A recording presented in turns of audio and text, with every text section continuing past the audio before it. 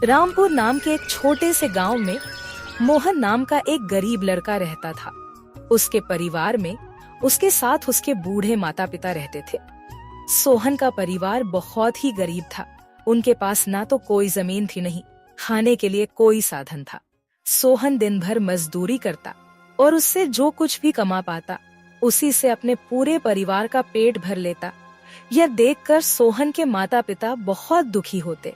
हमारे पास ना अपना घर है और ना ही अपनी कोई जमीन। हमारा बेटा दिन भर दूसरों के खेतों में मजदूरी करता है और उसके बदले भी उसे बहुत कम पैसे मिलते हैं। हम दोनों अपने बेटे पर बोझ बन रहे। परेशान मत हो रीमा, हमारा बेटा बहुत मेहनती है, भगवान सब देख रहा है। सोहन ने कभी किसी के साथ गलत नहीं किया, वह ईमानदारी से मेहनत करता है। उसने बचपन से बहुत परेशानियां देखी हैं, पर उसने कभी हार नहीं मानी। एक दिन हमारा बेटा भी बहुत धन कमाएगा और उसकी सारी परेशानियां दूर हो जाएंगी। सोहन हमेशा सोचता था कि आज भले ही उसकी किस्मत उसका साथ ना दे रही हो, पर उसे यकीन था कि अगर वह मेहनत करता रहेगा तो एक दिन उसका भाग्य भी बदलेगा और उसकी सारी परेशानियां खत्म हो जाएंगी। एक दिन सोहन लालाराम जमींदार के खेत पर काम कर रहा था। लालाराम पास के एक पेड़ के नीचे बैठा था। सोहन अपने काम में लगा हुआ था। तभी उसने देखा कि लालाराम बहुत ही उदास है और गहरी चिंता में डूबा हुआ है। लालाराम को उदास देख मोहन तुरंत लालाराम के पास गया और बोला, क्या हुआ मालिक, आप बहुत उदास लग रहे हैं। मुझे ऐसा लग रहा है जैसे आप किसी गहरी चिंता में हैं। कुछ हुआ है? मुझे बताइए, क्या पता मैं आपकी कोई सहायता कर सकूं। सोहन की बात सुनकर लालाराम को गुस्सा आ गया और वह सोहन से गुस्से में बोला, अरे तू मेरी क्या सहायता करेगा? तू खुद अपनी सहायता कर सकता है क्या? अगर तू किसी की सहायता करने के काबिल होता तो क्या तुझे 2 वक्त के खाने के लिए आज मेरी जमीन पर काम करने की जरूरत पड़ती? चल यहाँ से जा, अपना काम कर और मुझे परेशान मत कर। सेठ जी, ऐसा नहीं है, यह सब वक्त वक्त की बात है। सब किस्मत का खेल है और इंसान को अपनी मेहनत पर विश्वास रखना चाहिए। आज भले ही किस्मत मेरे पक्ष में ना हो, लेकिन अगर मैं ईमानदारी और लगन से मेहनत करता रहूंगा तो किस्मत भी एक दिन मेरी तरफ झुक जाएगी। मेहनत और धैर्य से तकदीर के दरवाजे खुलने में देर हो सकती है, लेकिन मेहनत कभी बेकार नहीं जाती। मोहन की बात सुनकर लालाराम बहुत प्रसन्न हुआ। अरे सोहन, तेरे विचार तो बहुत अच्छे हैं। तेरी बातें सुनकर मन को एक सुकून सा मिला है। इतनी परेशानियों में भी तू अपनी जिंदगी खुश होकर काट रहा है। सेठ जी, यह सब मेरे पिता की सीख है। जब भी मैं किसी चीज के लिए अपने पिता से जिद करता था तो मेरे पिता हमेशा मुझे यही समझाते थे, बेटा सोहन, हमारे पास इतना धन नहीं है कि मैं तेरी हर इच्छा पूरी कर सकूं, लेकिन एक बात हमेशा याद रखना, जिंदगी भी मौसम की तरह होती है। कभी यह धूप की तरह खुशियों से भरी होती है, कभी ठंड की तरह कठिनाइयां लाती है और कभी बारिश की तरह परेशानियां आती है। लेकिन जैसे हर मौसम बीत जाता है वैसे ही जिंदगी के मुश्किल हालात भी गुजर जाते हैं। बस धैर्य और हिम्मत बनाए रखना जरूरी है, क्योंकि एक दिन सब कुछ ठीक हो ही जाता है। अरे वाह, लगता है तेरे पिता बहुत ही नेक इंसान है। किसी दिन मैं भी उनसे जरूर मिलूंगा। मालिक, क्या हुआ है? आप एक बार मुझे साफ साफ बताइए, क्या पता आपकी परेशानी का कोई हल मिल ही जाए। अरे सोहन, मैं एक बहुत बड़ी परेशानी में फंस गया हूँ। मुझे अपनी परेशानी का कोई भी हल नजर नहीं आ रहा है। सेठ जी, एक बार मुझे बताइए तो क्या पता आपकी परेशानी का कोई हल निकल ही जाए। सोहन, हमारे गांव में मेरे पिता की एक पुश्तैनी जमीन थी जो काफी पीढ़ियों से हमारे पास थी। उस पर मेरा और मेरे भाई का हक है, पर हमारे गांव के ही 2 बाप बेटों ने उस पर कब्जा कर लिया है। मैं पुलिस थाने में केस दर्ज कराने की सोच रहा था, लेकिन गांव के बहुत बड़े बड़े लोग उनके साथ हैं। मैं कितनी भी कोशिश कर लूं, लेकिन मैं उन लोगों का कुछ नहीं बिगड़ पाऊंगा। अब तो उन लोगों ने उस जमीन पर खेती भी शुरू कर दी। मेरे पिता की पुश्तैनी जमीन मेरे हाथों से छीनी जा रही है, इसलिए मैं बहुत परेशान हूँ। मुझे समझ नहीं आ रहा मैं अब क्या करूँ। आप सही कह रहे हैं सेठ जी, अगर आप कानून का सहारा लेकर भी अपनी जमीन को वापस लेने की कोशिश करेंगे तो भी आप उनका कुछ नहीं कर पाएंगे। हाँ सोहन, अब तू ही बता, मैं अब क्या करूँ? मैं तो सोच सोच कर परेशान हो गया हूँ। मेरी पुश्तैनी जमीन छीनी जा रही है और मैं कुछ भी नहीं कर पा रहा। सोहन ने कुछ देर सोचा और कहा, मालिक आप चिंता मत कीजिए, हर परेशानी का कोई ना कोई हल जरूर होता है। अगर आप चाहे तो एक तरीका है जिससे आप अपनी जमीन वापस पा सकते हैं। अगर ऐसा कोई तरीका है तो जल्दी बताओ सोहन, वह क्या तरीका है? सोहन ने लालाराम को अपनी सारी तरकीब पूरी तरह समझा दी। तरकीब सुनकर लालाराम मोहन से कहता है, अरे वाह सोहन, तू तो बहुत समझदार है, तूने तो बहुत अच्छी तरकीब बताई है। ऐसे तो मेरी जमीन मुझे जरूर मिल जाएगी, मैं तुझसे वादा करता हूँ। अगर तेरी यह योजना सफल हुई तो मैं अपनी जमीन का एक हिस्सा तेरे नाम कर दूंगा। अरे मालिक, आप ऐसा क्यों कह रहे हैं? आप मेरे मालिक हैं, आपकी वजह से मुझे अपने घर के लिए 2 वक्त का खाना मिल जाता है। आपकी मदद करना तो मेरा फर्ज है, मुझे आपकी जमीन नहीं चाहिए, ठीक है? सोहन तुम बहुत नेक इंसान हो, कल से तुम इस काम पर लग जाओ। सोहन फिर से खेत में अपने काम पर लग जाता है। अगले दिन सोहन जगत और विनोद नाम के उन बाप बेटों के पास पहुंच जाता है जिन्होंने लालाराम की जमीन पर कब्जा कर रखा था। नमस्कार सेठ जी, मैं यहाँ से गुजर रहा था तो पास के लोगों ने बताया कि आपके यहाँ काम के लिए मजदूर की जरूरत है। क्या आपके यहाँ मुझे भी कोई काम मिल सकता है? अरे अरे, कौन हो तुम? तुमसे किसने कह दिया कि यहाँ मजदूर की जरूरत है? यहाँ किसी मजदूर की जरूरत नहीं है। सेठ जी, मैं एक मजदूर हूँ, पास ही के गांव में रहता हूँ, काम की तलाश में इधर उधर भटक रहा हूँ। हर दिन कहीं ना कहीं काम मिल जाता है, बस उसी काम को करके अपना पेट पालता हूँ। कभी खेती कर लेता हूँ तो कभी कोई मजदूरी। यह तो ठीक है, पर हमारे यहाँ फिलहाल कोई काम नहीं है। सेठ जी, मैंने तो सुना है कि आप लोग इस गांव के सबसे बड़े जमींदार हैं, आपके पास बहुत सारी जमीन है, इसलिए आपके यहाँ हमेशा मजदूरों की जरूरत रहती है। इसलिए मुझे लगा कि यहाँ मुझे कोई ना कोई काम जरूर मिल जाएगा। अरे भाई, मैंने कहा ना, यहाँ किसी भी मजदूर की जरूरत नहीं है। इसका मतलब लालाराम सेठ आपके बारे में सही कह रहे थे? लालाराम ने हमारे बारे में क्या कहा? अरे कुछ नहीं सेठ जी, चलिए तो मैं चलता हूँ। सेठ जी, आपके यहाँ तो कोई काम नहीं है, मैं अपने लिए कहीं और कोई काम देख लेता हूँ। सोहन वहाँ से जाने लगता है। तभी जगत विनोद ने सोहन को रोककर यह पता लगाने के लिए बोलता है कि लालाराम ने सोहन को उन लोगों के बारे में क्या बताया है। अरे भाई, इधर आओ, शायद तुम्हारे लिए हमारे पास एक काम है। सोहन तुरंत उनके पास चला गया और बोला, धन्यवाद सेठ जी, बताइए क्या काम है? आप जो भी काम बोलेंगे मैं हर काम करने के लिए तैयार हूँ, आखिर बूढ़े माँ बाप का पेट पालना है। अरे सब्र रखो, काम तो हम तुम्हें बता ही देंगे। पहले यह बताओ कि लालाराम हमारे बारे में क्या कह रहा था। सेठ जी, मैं पहले लालाराम सेठ के यहाँ काम करता था, पर वह बहुत ही कंजूस और बदतमीज आदमी है। मैं उनकी यहाँ दिन रात मेहनत करता, पर इतनी मेहनत करने के बाद भी वो मेरी सही मजदूरी नहीं देता था। इस बात पर कल मेरी उससे बहस हो गई थी। फिर क्या हुआ? लालाराम ने हमारे बारे में क्या कहा? जब मेरी सेठ लालाराम से बहस हो रही थी तब उसने ने मुझे कहा कि पूरे गांव में उनसे ज्यादा मजदूरी कोई नहीं दे रहा। तो मैंने गुस्से में कह दिया कि गांव के सबसे बड़े जमींदार जगत सेठ और विनोद सेठ सबसे अच्छी मजदूरी देते हैं, इसलिए उनके यहाँ हमेशा काम करने वालों की भीड़ रहती है। हाँ भाई, बिल्कुल सही कहा था। आखिर हम गांव के सबसे बड़े जमींदार हैं। हमारा फर्ज है कि जो भी मजदूर हमारे यहाँ काम करता है उसे उसकी मेहनत के हिसाब से सही मजदूरी मिले। वाह सेठ जी, आपने बहुत अच्छी बात कही। लालाराम सेठ कभी भी आपकी बराबरी नहीं कर सकता, वह तो शायद आपके जितना भी नहीं सोच सकता। जगत और विनोद सोहन की चापलूसी भरी बातों में आ जाते हैं और उसे अपने यहाँ काम पर रख लेते हैं। चलो अब काम की बात करते हैं। तुम एक अच्छे इंसान लगते हो, हमें अपने खेत पर काम करने के लिए तुम्हारे जैसे ही एक मजदूर की जरूरत है। कल से ही काम पर आ जाना। कुछ दिन ऐसे ही बीत गए। एक दिन जगत अपने बेटे विनोद से बोला, विनोद बेटा, यह सोहन तो बहुत मेहनती है, यह अकेले ही 4 लोगों का काम कर देता है। अच्छा हुआ कि हमने इसे रोक लिया। हाँ पिताजी, आप सही कह रहे हो। सोहन बहुत मेहनती है, इसके जितना काम शायद ही कोई और करता होगा। ये पूरा दिन यहाँ काम पर अकेला लगा रहता है। सोहन की मेहनत ने जगत और विनोद का दिल जीत लिया। कुछ दिन और बीत गए। एक शाम जगत और विनोद अपने खेतों का दौरा कर रहे थे। जब वे अपने खेत पर पहुँचे तो देखा कि सोहन इतने देर तक भी काम कर रहा था। सोहन भाई, अब तो रात होने वाली है, तुम इतनी देर तक काम क्यों कर रहे हो? अब घर जाओ और आराम कर लो। सेठ जी, हमारी किस्मत में आराम कहाँ है?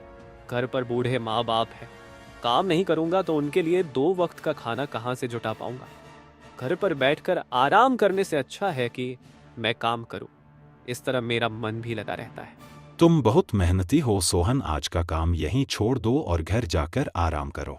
नहीं सेठ जी, इसकी कोई जरूरत नहीं है। मैं काम करने में खुश हूँ। आप लोग जाइए, मैं ठीक हूँ। ठीक है सोहन, फिर हम जाते हैं। जब तुम्हारा मन करे काम खत्म करके अपने घर चले जाना, ठीक है। इसके बाद जगत और विनोद खेत को सोहन के भरोसे छोड़कर चले गए। अगली सुबह जब विनोद और जगत अपने खेत पर लौटे तो देखा कि वहाँ पुलिस खड़ी है। पुलिस को देखकर दोनों दौड़ते हुए आए और पूछा, क्या हुआ थानेदार साहब, आप यहाँ क्या कर रहे हैं? क्या यह जमीन तुम दोनों की है? हाँ थानेदार साहब, यह जमीन हमारी है, हमारे पास इसके कागजात भी हैं। फिर तो तुम दोनों को ले जाकर जेल में डालना ही पड़ेगा। यह क्या कह रहे हैं थानेदार साहब, हम कुछ समझे नहीं, आप क्या कहना चाह रहे हैं? अभी तुम दोनों बहुत अच्छे से समझ जाओगे। वह देखो तुम्हारी जमीन से क्या निकला है। थानेदार के कहते ही दोनों बाप बेटे जब पलट कर देखते हैं तो वहाँ उनकी जमीन में एक लाश दबी हुई थी जिसमें सिर्फ कंकाल बचा था। यह देखकर दोनों बाप बेटे डर जाते हैं। थानेदार साहब, यह किसकी लाश है और यह हमारे खेत में कहाँ से आ गई? अब बहाने मत बनाओ, पहले लोगों को मारो फिर उन्हें अपनी जमीन में गाड़ दो और अब कह रहे हो कि यह क्या है? नहीं थानेदार साहब, हमें नहीं पता कि यह सब क्या है। यह लाश यहाँ कैसे आई, हमें कुछ नहीं पता। अब झूठ मत बोलो, अगर फांसी नहीं हुई तो कम से कम तुम दोनों को उम्र कैद की सजा तो जरूर मिलेगी। फांसी और उम्र कैद की बात सुनकर दोनों बाप बेटे डर गए और थानेदार के सामने गिड़गिड़ाने लगे। थानेदार साहब, हम इस लाश के बारे में कुछ नहीं जानते। हमें नहीं पता यह लाश किसकी है और इसे यहाँ कौन गाड़ कर चला गया। इस मामले से बचने के लिए दोनों ने कुछ तरकीब सोचनी शुरू की। तभी सोहन वहाँ आ जाता है। अरे सेठ जी, यह पुलिस यहाँ क्यों आई है? क्या हुआ है? सोहन देखो, पता नहीं कहाँ से हमारी जमीन में यह कंकाल आ गया है। मालिक, यह कंकाल यहाँ कहाँ से आ गया? ये तो बहुत गंभीर बात है। हाँ सोहन, पता नहीं यह कंकाल यहाँ कहाँ से आया है और थानेदार साहब को लगता है कि इसे हमने यहाँ मारकर गाड़ा है। अब तू ही कोई उपाय सोच जिससे हम इस परेशानी से बच सके। तीनों को आपस में खुसर फसर करते देख थानेदार ने कहा, अब कोई तरकीब मत बनाओ, तुम दोनों बाप बेटों में से कोई एक तो जरूर जेल जाएगा। अब तुम ही तय करो जेल कौन जाएगा। थानेदार साहब, थोड़ा सा समय दीजिए, हम तय कर ले कि जेल कौन जाएगा। मैं बस 5 मिनट देता हूँ, जल्दी से फैसला करो कौन जाएगा जेल। सोहन, जगत और विनोद थोड़ी दूरी पर जाकर बात करने लगे। देखो मालिक, दोनों के फंसने से अच्छा है कि कोई एक फंसे। अब सोचिए कौन जाएगा। हम दोनों में से कोई भी जेल नहीं जाना चाहता। सोहन भाई, कोई उपाय सोचो जिससे हम दोनों इस मुसीबत से बच सके। मालिक, एक बात कहूँ, इस कंकाल को देखकर ऐसा लगता है कि इसे काफी महीने पहले जमीन में दबाया गया होगा।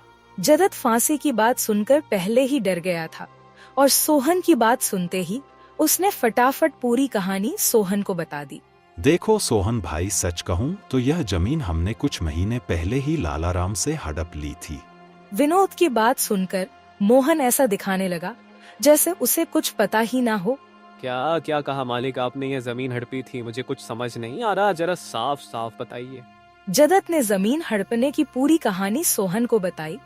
पूरी कहानी सुनने के बाद सोहन ने कहा, मालिक, मेरे पास एक तरकीब है जिससे सांप भी मर जाएगा और लायत ही भी नहीं टूटेगी। जल्दी बताओ सोहन भाई, क्या तरकीब है? तरकीब बताने से पहले मुझे यह बताइए कि आप लोगों के लिए क्या ज्यादा जरूरी है, यह जमीन या आप दोनों की जान? सोहन, इसमें पूछने वाली कौन सी बात है? हमारे लिए जमीन से ज्यादा हमारी जान प्यारी है। तो एक काम कीजिए मालिक, आप सबसे पहले जाकर थाने आर को बताइए कि यह जमीन सेठ लालाराम की है। आप उनसे बोलिए कि हमने तो कुछ महीने पहले ही यह जमीन बस काम करने के लिए उनसे ली थी, बाकी का काम मैं संभाल लूंगा। अरे सोहन, लेकिन इससे तो हमारी जमीन हमसे छिन जाएगी, फिर क्या होगा? नहीं मालिक, शायद आप मेरी तरकीब समझ नहीं पाए। जब आप थानेदार को बताएंगे कि यह जमीन सेठ लालाराम की है तो पुलिस किसे गिरफ्तार करेगी? सेठ लालाराम को। और जब लालाराम जेल चला जाएगा तब आप लोग फिर से जमीन पर कब्जा कर सकते हैं। इससे आप लोग भी जेल जाने से बच जाओगे और जमीन भी आपके ही के पास रहेगी। सोहन की तरकीब सुनकर दोनों बाप बेटे दंग रह गए। वाह सोहन भाई, तुम तो बहुत होशियार हो। आज तक तुमने हमें अपने काम से खुश किया था, अब तुम्हारी बुद्धि हमारी जान भी बचाएगी। इसके बाद तीनों थानेदार के पास गए और मोहन ने जो कुछ कहा था वही बात दोनों बाप बेटे थानेदार से कहने लगे। थानेदार साहब, यह जमीन हमारी नहीं है। हमने कुछ महीने पहले ही काम करने के लिए यह खेत लालाराम सेठ से लिया था। वह जब खुद फंस गए हो तो अब किसी और को फंसाकर अपनी जान बचाना चाहते हो ना? साहब, अगर आपको हमारी बात पर यकीन नहीं हो रहा तो आप सोहन से पूछ लीजिए। वह हमारे साथ बस कुछ दिनों से ही काम कर रहा है। इससे पहले वह सेठ लालाराम के यहाँ काम करता था। बोलो सोहन, यह जमीन किसकी है? थानेदार साहब, ये जमीन सेठ लालाराम की है।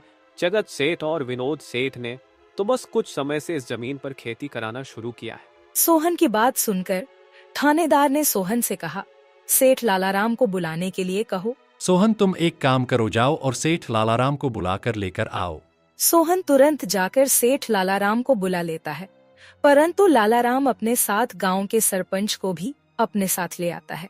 यहाँ क्या हो रहा है? यहाँ इतने लोग क्यों जमा है? देखिए सरपंच जी, इन दोनों की जमीन से एक कंकाल निकला है और अब यह लोग कह रहे हैं कि यह जमीन इनकी नहीं है बल्कि सेठ लालाराम की है। थानेदार ने सरपंच जी को पूरी कहानी सुना दी। अपने आप को फंसा देख जगत ने सरपंच से कहा, नहीं सरपंच जी, यह जमीन हमारी नहीं है। हम यहाँ बस कुछ समय से काम कर रहे हैं। आप हमारे मजदूर मोहन से पूछ लीजिए। हाँ थानेदार साहब, यह जमीन सेठ लालाराम की है। मैं कैसे मान लूं कि यह जमीन लालाराम की है? हमारे यहाँ का थानेदार तो कह रहा था कि इस जमीन पर कोई केस चल रहा है और इस जमीन पर तुम्हारा कब्जा था, और अब तुम कह रहे हो कि यह जमीन लालाराम की है। नहीं साहब, हमने लालाराम के साथ धोखा किया था। हम बस इस जमीन को हड़पना चाह रहे थे, लेकिन अब हमें यह जमीन नहीं चाहिए। अगर आप चाहें तो हम केस भी वापस ले लेंगे।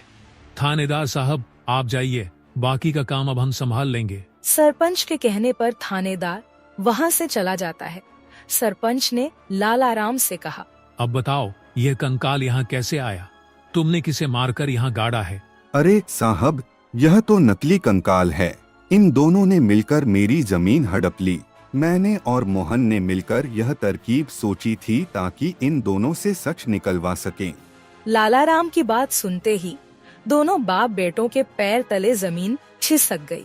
यह हम दोनों की साजिश थी, इन लोगों के मुंह से सच निकलवाने के लिए। सोहन को इस योजना में शामिल देखकर दोनों बाप बेटों को समझ आ गया कि यह सब सेठ लालाराम और मोहन की मिली भगत थी। दोनों बाप बेटों के पास अपनी गलती मानने के सिवा कोई चारा नहीं था। हमें माफ कर दीजिए सरपंच जी, हम लालच में आ गए थे। हमें माफ कर दीजिए।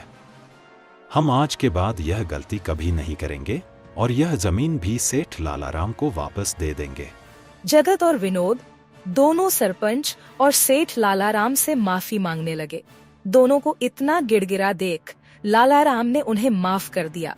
सरपंच ने भी उन्हें जेल नहीं भेजा और सेठ लालाराम ने अपना केस वापस ले लिया। लालाराम के केस वापस लेने के बाद सरपंच जी भी वहां से चले जाते हैं। धन्यवाद सेठ लालाराम जी, आपने हमें माफ कर दिया। आज के बाद हम ऐसी गलती कभी नहीं करेंगे। ठीक है जगत, कोई बात नहीं, मैंने तुम्हें माफ किया। बस याद रखना कि एक जमीन के टुकड़े के लिए तुम अपनों के साथ कभी गलत नहीं करना। बुरे समय में तुम्हारे अपने ही तुम्हारे साथ खड़े होंगे। जमीन का क्या है, कभी मेरी तो कभी तुम्हारी। आखिर में सेठ लालाराम ने सोहन को जमीन का एक हिस्सा दे दिया और उसे जमीन का मालिक बना दिया। सोहन, जैसा कि मैंने वादा किया था, जिस जमीन पर तुम काम कर रहे थे, आज से वह जमीन तुम्हारी है और अब तुम उसके मालिक हो। नहीं मालिक, इसकी कोई जरूरत नहीं है। याद करो सोहन, तुमने मुझसे क्या कहा था? बस मेहनत करते रहो, एक दिन तकदीर का दरवाजा जरूर खुलेगा। तो समझो तुम्हारी तकदीर का दरवाजा खुल चुका है और अब तुम भी जमीन के मालिक हो। अब से तुम्हें किसी और के यहाँ काम करने की जरूरत नहीं पड़ेगी। इस तरह मोहन ने अपनी मेहनत और बुद्धि से सेठ लालाराम को उसकी जमीन वापस दिलाई और दोनों ठगी करने वाले बाप बेटों को भी सबक सिखाया। इस तरह मोहन ने अपनी मेहनत और चतुराई की मदद से अपनी फूटी किस्मत बदल दी और अब वह भी एक बड़ी जमीन का मालिक बन गया था।